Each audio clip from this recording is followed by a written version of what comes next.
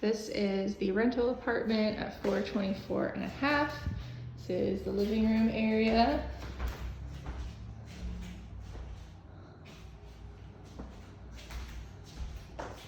New flooring, thermostat for the heat, carbon monoxide detectors, new carpet, new paint throughout. We just had the whole unit painted. Storage closet.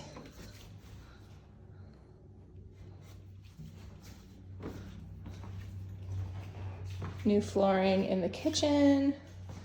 New faucet, new sprayer, new paint through here as well.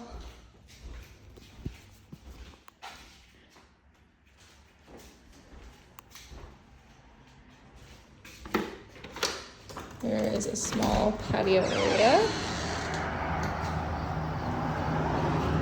There's also a front entrance to the unit, which I'll show you. It's the bathroom.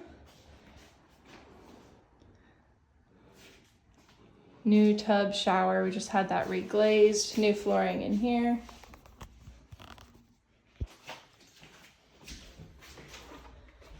Some more storage.